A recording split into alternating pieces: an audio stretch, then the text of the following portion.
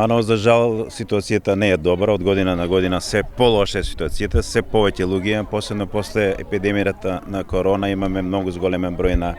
лица со диабетес, така да се трудиме да ги едуцираме луѓето, да дознаат дека ова болест се шири, мора да се води ред, превенцијата е многу битна и токму на тој план сега работиме овој месец за борба против диабетесот, а утрешниот ден, светскиот ден на диабетесот 14 го обележуваме со една голема акција мерење на шеќер на одредена категорија на луѓе. Тука учествуваат учениците од медицинското училиште, од техничкото училиште и од албанските паралелки на техничкото училиште, кои што ве помагаат во мерење на гликемија на луѓето. Така да денот го обележуваме така што ќе има едно предавање докторка Бајдевска на тема токму за ситуацијата со диабетесот во Куманово и околината, затоа што ние го покриеме целиот реон Липково и Старо Нагоричане. Состојбите, за жал, околу снабдување со инсулин некако почнува да се средуваат, меѓутоа за сега имавме проблеми и со набавка на ленти, игли,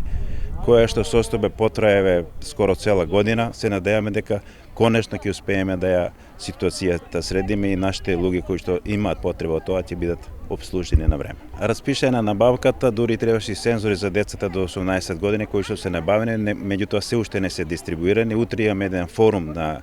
во Скопје на Сојузот, каде што учествуваме сите здруженија, каде што очекуваме дека ќе дојде министерот и конечно да ја потврдиме информацијата дека конечно ќе биде во ред со овие терапии наши и со набавка на сензорите за децата до 18 години на кои што се навистина неопходни. Сепкот знаеме дека има околу 800 на лица кои што треба се набават такви сензори. Куманово е поширок реон, така да нема точни податоци, затоа што се тоа се податоци кои што не се откриваат. Меѓутоа има преку 4000 лица кои што примаат инсулинска терапија во Куманово и околината, која што е огромна бројка, која што за жал се повеќе се зголемува. Очекуваме дека современата терапија конечно ќе заживее кај нас и дека ќе успееме одредени ситуации состојби со диабетес да ги сузбиеме. Тука се сите пациенти со диабет тип 2, најголем дел се и со инсулинска терапија, долгогодишни пациенти со диабетес и токму она едукацијата, на нив нема да им зборуваме што е диабет, тие знаат, но ќе зборуваме за сите компликации како да ги намалиме, превенираме кардиоваскуларните болести со посебен акцент на нив. Огромна е бројката на луѓе со диабет, значи сметајте дека на секој диагностициран имаме најмалку еден недиагностициран пациент со диабетес, така да нашата општина обслужува неколку општини околни, така да тука во склоп со Центарот за диабет и инсулинската аптека, кај нас мора да дојдат пациентите кои што примаат инсулин, а има и огромен број кои што се на ниво на примарна здравствена заштита, кои што се на орални антидиабетици, кои што и ги немаме, така да бројките секоја година се поголеми и подобро да не ги спомнуваме, бидејќи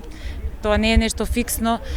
баш намерно не ги спомнувам бројките, зашто секој еден со себе носи уште еден барем со преддиабет пациент. За диабетесот тип 2 најголема причина е токму начинот на живот, лошата исхрана, седентарниот начин на живот, отсуството на физичка активност, посебно кај младата популација. Токму типот 2 диабет кој што беше карактеристика на возрастната популација, за жал почнуваме да го диагностицираме кај деца, кај мали деца од 9-10 години, токму поради придружната дебелина и ставовите се сменија, се она што јас учев кога студирав, кога специјализирав,